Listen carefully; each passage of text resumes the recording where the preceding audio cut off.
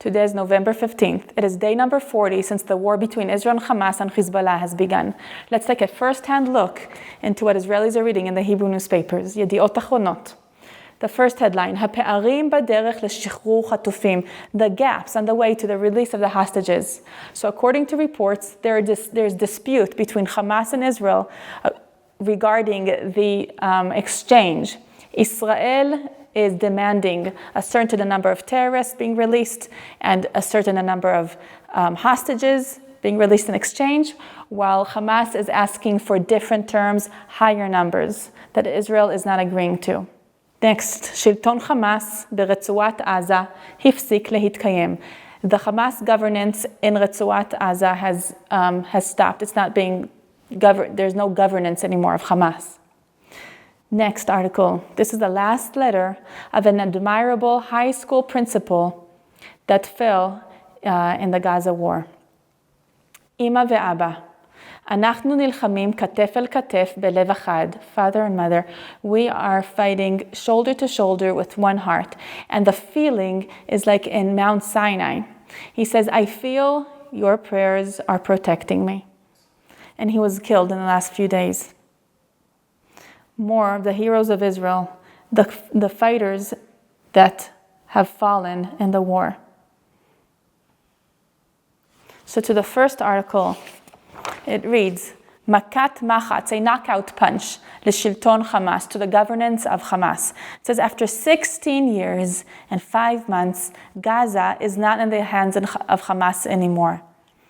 Hamas is not quick in raising a white flag, but it's obvious that the terror organization is not governing and it is pretty much subdued. This reality is thanks to the impressive progression of the IDF with the ground maneuvers, and the control is almost complete in very sensitive locations in the northern part of the Strip. However, there's still much more to do, and the military wing of Hamas is still functioning, and it's far from being over. The war with them is far from being over. Next is Khan Yunis, Sidi Khan Yunis, where Sinwar brothers are, that's their home. Next headline is about the hostages. It says days of decision, hachra'ah. 40 days have passed since the kidnapping of 239 Israelis. There's increased optimism for a deal that's going to happen for their release. The families are continuing to walk on the streets to protest. Sirens and rain are not bothering them. And here we see this in the photo. The families have nothing else to do but to protest. Next headline, the last letter from Gaza. This is about the admirable high school principal, Yossi Hershkovitz, that was killed. And we see here notes that he had written in a small notepad as he's sitting in ruins, writing to his parents. And of course, these notes have been passed on to his parents. One of his soldiers that fought next to him, he said, the pain is inconceivable. He says, he was my mentor. And here on the left, we see the segment of the heroes that will not return. And these are the soldiers that have been killed in the last few days. There's Noah and Ro'i and Raz. And there are some quotes from them and, stories about who they were. The next article is about the Likud, the political party, the Likud, which Benjamin Netanyahu leads. And it says that too many people in the Likud do not believe that Netanyahu can remain in his position and job as the Prime Minister of Israel after the war. Unlike in the past, even the closest ones to Benjamin Netanyahu are not standing up for him, and they're all hoping he'll be stepping down or something, will happen.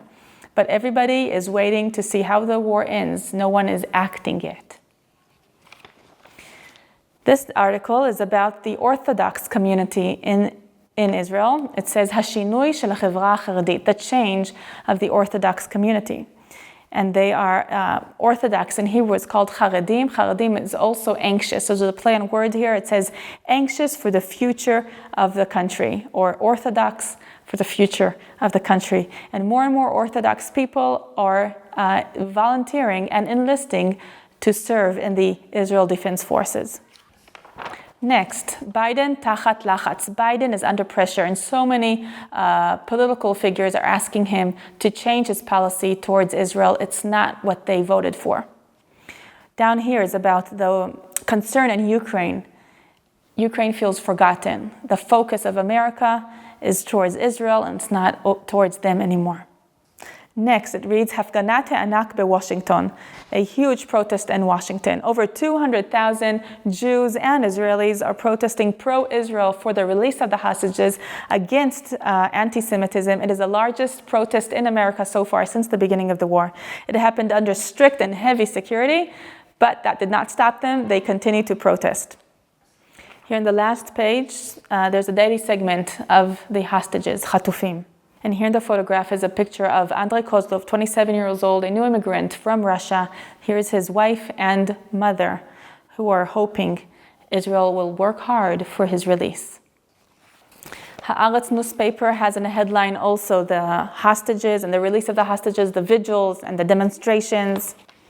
And yesterday's newspaper, since we didn't do yesterday's newspaper, so here it is today, it says proof, hahochachot. And it says the pictures that the world has to see.